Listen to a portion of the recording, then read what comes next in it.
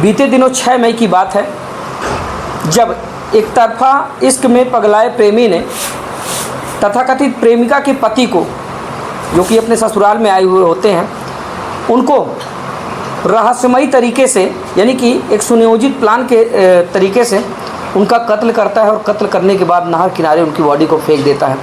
अगले दिन जब ग्रामीणों के द्वारा उस बॉडी को देखा जाता है, सूचना दी जाती है, तो जैसे इस घटनाक्रम की जानकारी पूरे ग्रामीण क्षेत्र में हो जाती है, सनसनी से फैल जाती है।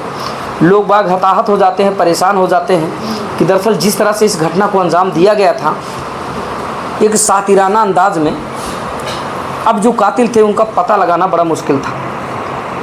इस घड़ी में अब जो पीड़ित परिवार था, यानी कि कहा जाए तो जो जिनका कत्ल होता है वो अपने ससुराल आए हुए थे, और वो जो है मध्य प्रदेश के सीधी जनपद के रहने वाले होते हैं, और इन दिनों वो ससुराल में अपने एक शादी में सम्मिलित होने के लिए आए थे, और उसके बाद इतनी बड़ी घटना उनके साथ घटित हो जाती है।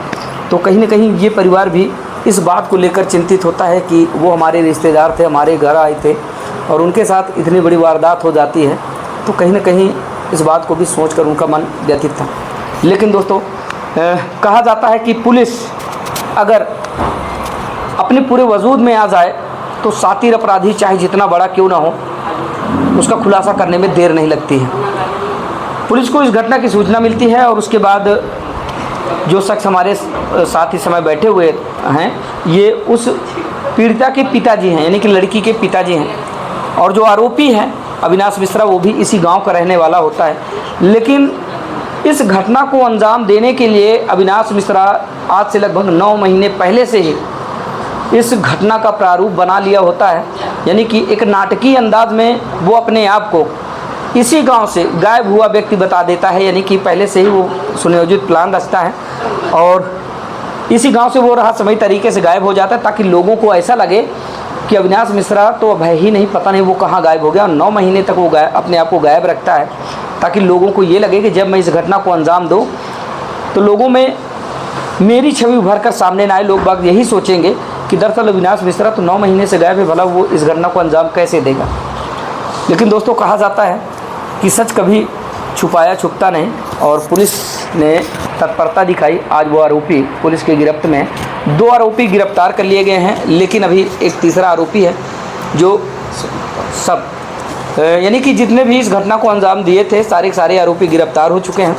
और एक दरोगा जी हैं जो काफ़ी चर्चित हैं, अनूप सरोज जी, उनकी तत्परता इन दिनों देखते ही बन रही है। प्रयागराज के करछना थाना क्षेत्र के अंतर्गत घटने वाली कोई भी घटना हो, बड़ी गंभीरता से वो उस मामले को लेते हैं और कम समय में उस पूरे घटनाक्रम का अनावरण कर देते हैं। तो आइए थोड़ा सा बातचीत करते हैं दरअसल इस पूरी कहानी को कैसे रचा जाता है, और जो आरोपी होता है वो कैसे इस पूरे घटनाक्रम को अंजाम देता है। पूरी की पूरी कहानी आप लोगों के साथ साझा करते हैं। क्या नाम हुआ आपका? अशोक गौतम। अच्छा, ये गांव आपका नटका बबुरा है? जी जी जी, बबुरा, करछना थाना लगता है? करछना थाना। थोड़ा सा इस घटने पर प्रकाश डालिए कि जो आपके दामाद जी थे, उनका पहले तो नाम बताए, क्या नाम होता है उनका? उनका नाम था धीरज मिश्रा, उनका भी नाम था। धीरज मिश्रा उनका नाम था। वो कहाँ के रहने वाले थे? वो रहने वाले थे सीधी जनपद, हाँ, थाना अमिलिया।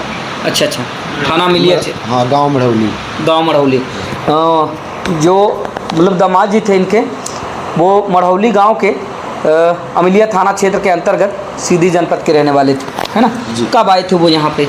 वो 4 तारीख को 3 बजे दोपहर में आए थे। 4 मई को? 4 मई को 4 मई को रहे। 5 को शादी थी, दिन भर रहे वहाँ। 5 बजे तक सारा मीठा उठा का जो सिस्टम होता है उसको सिस्टम बनवा करके आंधी तूफान आया। उसके बाद आए यहाँ कि हम नहा वहा करके अभी आएंगे बारात के समय। और आए यहाँ, जैसे नहा करके तैयार हुए वैसे पास उनके टेलीफोन आया। अच्छा, शादी अपने घर में? हमारी बहन की लड़की की शादी थी बगल गांव में, पना। इनकी बुआ सास की लड़की की शादी में सम्मिलित होने के लिए वो आए थे? जी, ठीक है। तो तब तक एक फ़ोन आया, तो लड़की से बोले मैं 5 मिनट में आ रहा हूँ। अच्छा, सब लोग वहीं जाने के लिए तैयार हो रहे थे? हाँ, सब लोग वहीं जाने के लिए तैयार हो रहे थे और गए। और इतने में सब उस समय तैयार थे, सब पहुँच गए। और जब वो नहीं आए आधे घंटे में, तब लड़की फ़ोन करने लगी, तो फ़ोन उठ ही नहीं रहा था। तो उसके बाद वहाँ हमको मालूम हुआ 10-11 बजे के बाद कि ऐसी स्थिति है, तो दिमाग डिस्टर्ब होने लगा। 2:30 बजे हम शादी छोड़ करके घर यहाँ चले आए कि चलते हैं पता करते हैं, देखें घर पे न सोए हो या कोई बात न हो। तो आए तो यहाँ कोई पता नहीं था उनका। दामाद जी का? और हम फ़ोन लगाते रहे सारी रात। 6:36 पर स्विच ऑफ हो गया। अच्छा, उनका फ़ोन? हाँ, उनका फ़ोन स्विच ऑफ हो उनका गया? स्विच ऑफ हो गया। ठीक है। तब मैं थाने में तहरीर देने जा ही रहा था, गुमशुदगी की रिपोर्ट। तब तक पता चला कि डीहा नहर में एक लाश फेंकी है। अच्छा अच्छा। वहाँ पहुँचे तो पुलिस लाश को बरामद करके पोस्टमार्टम के लिए भेज चुकी थी लावारिस में। लवारिस में? हाँ। तब तक हम पहुँच गए तो इंस्पेक्टर साहब वहाँ मौजूद थे। उन्होंने फ़ोटो दिखाया तो हम बोले साहब यही है। हम रोने लगे तो हमको हाथ पकड़ कर अपने गाड़ी में बैठाए, सुनिए धीरे बनवाए। अनूप सरोज जी? अनूप सरोज जी बोले बैठो गाड़ी में, और कहने लगे घबराओ मत, अगर ये मामला है, अगर ऐसा हुआ है तो मैं इसका पाताल में होगा वहाँ से खींच के लाऊंगा। उसके बाद FIR करवाए, लाश पोस्टमार्टम के लिए भिजवाए। फिर पूरी मदद करते रहे, हमसे पूछते रहे दुख तकलीफ। उसके बाद बहुत बहुत बधाई देता हूँ अनूप सरोज जी को। भगवान उनके बच्चों को फले फूलें। जो कार्रवाई उन्होंने किया एक इतिहास है। बिल्कुल एक इतिहास का, यमुना पार में अगर देखा जाए, हर जगह देखा जाए तो एक इतिहास है। इस तरह का टिपिकल केस जिस तरह से खोज निकाले, हमको तो नहीं विश्वास था कि ये कोई खोज पाएगा। तो मैं इंस्पेक्टर अनूप सरोज जी को और समस्त करछना थाने के जो फोर्स है इसमें जो इन्वॉल्व थे सभी को हम बधाई देते हैं कि उन्होंने हमारे साथ ऐसा किया कि कुछ 36 घंटे में खुलासा करके सारा ब्यौरा रख दिया सामने।